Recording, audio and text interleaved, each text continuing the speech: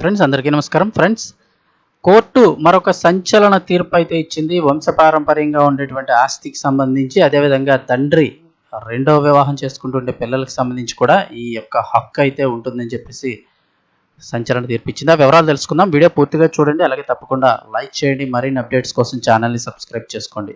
వివరాల్లోకి వెళ్ళిపోతే, రెండో భార్య పిల్లలకు కూడా ఆస్తిలో సమాన హక్కు ఉంటుందంటూ హైకోర్టు సంచలన తీర్పు ఇచ్చింది. ఈ కేసు ఎలా స్టార్ట్ అయిందంటే, తండ్రికి రెండో వివాహం జరగలేదు. అసలు 6 అమ్మాయిలు నా తండ్రికి పుట్టిన బిడ్డలే కాదు, వారు వివాహేతర సంబంధంతో పుట్టినవారు అంటూ కన్న తండ్రి రెండో భార్య బిడ్డలను, వారి పుట్టుకను అవమానిస్తూ దశాబ్దం పాటు ఆస్తి కోసం కుమారుడు చేసిన న్యాయ పోరాటం చివరికి పరాభవంతో ముగిసింది. చట్టబద్ధమైన సంతానానికి వంశపారంపర్య ఆస్తిలో సమాన హక్కు ఉంటుందంటూ హైకోర్టు సంచలన తీర్పిచ్చింది.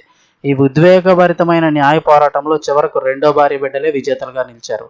అసలు ఏం జరిగింది చూస్తే, కాకినాడ సమీపంలోని గైగోలుపాడుకు చెందిన తురంగి సోమరాజు కుటుంబంలో ఆస్తి చిచ్చురగిలింది.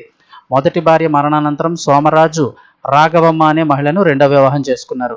వారికి 6 కుమార్తెలు జన్మించారు. అయితే సోమరాజు మొదటి భార్య కుమారుడు సత్యనారాయణ కన్ను తాతలు సంపాదించినటువంటి వంశపారంపర్య ఆస్తిపై పడింది. తండ్రి రెండో వివాహాన్ని ద్వారా పుట్టిన తన సోదరిమణులను గుర్తించేందుకు సత్యనారాయణ నిరాకరించడమే కాకుండా వారిని వివాహేతర సంబంధం ద్వారా పుట్టిన వారిగా చిత్రీకరిస్తూ కోర్టులో కేసు వేశారు. కోర్టు ముందు డ్రామా.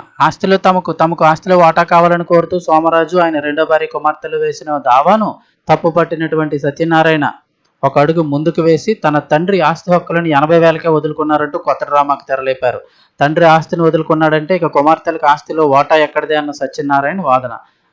తండ్రి కష్టపడి సంపాదించిన ఆస్తిని, తన వారసత్వ హక్కులను కాపాడుకోవడానికి 6 కుమార్తెలు కూడా కోర్టుల చుట్టూ ఏళ్ల తరబడి తిరగాల్సి వచ్చింది.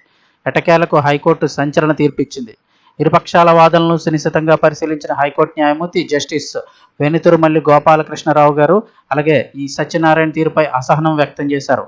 ఒక తండ్రి తన హక్కులను వదులుకున్నాడంటే అది ఆయన వ్యక్తిగత వాటాకు మాత్రమే పరిమితం, అది కన్నబిడ్డల హక్కులను కాలరాయలేదంటూ ఆయన స్పష్టం చేశారు. 6 కుమార్తెలకు సోమరాజు చట్టబద్ధమైన సంతానమేనని, సోమరాజుకు సంబంధించిన వారేనని ధృవీకరించిన కోర్టు వారికి ఆస్తిలో సమాన వాటా దక్కాల్సిందేనని తేల్చి చెప్పింది. తండ్రిని, సోదరిమణులను అవమానిస్తూ దాఖలు చేసినటువంటి సత్యనారాయణ అప్పీలను కొట్టివేస్తూ కోర్టు ఇచ్చిన తీర్పు ఇప్పుడు కుటుంబ వ్యవస్థలో రెండో వివాహం చేసుకున్న వారి సంతానం హక్కుల గురించి మరోసారి చర్చకు తెరలేపింది. నిజాయితీ గెలిచిందని, ధర్మం నిలబడిందని ఆ కుటుంబ సభ్యులు కన్నీటి పర్యంతమయ్యారు. సో ఓవరాల్గా చూస్తే ప్రతి కోర్టు తీర్పు కూడా మరొక నెక్స్ట్ జనరేషన్ ఎవరైతే ఉంటారో వారికి ఒక మార్గదర్శకం అవుతూ ఉంటుంది. ఇప్పుడు ఈ రెండో వివాహానికి సంబంధించి పిల్లలు ఎవరైతే ఉంటారో వారి ఆస్తి హక్కుకు సంబంధించి కూడా ఇప్పుడు ఈ తీర్పు మీద తీవ్ర చర్చ అయితే జరుగుతుంది.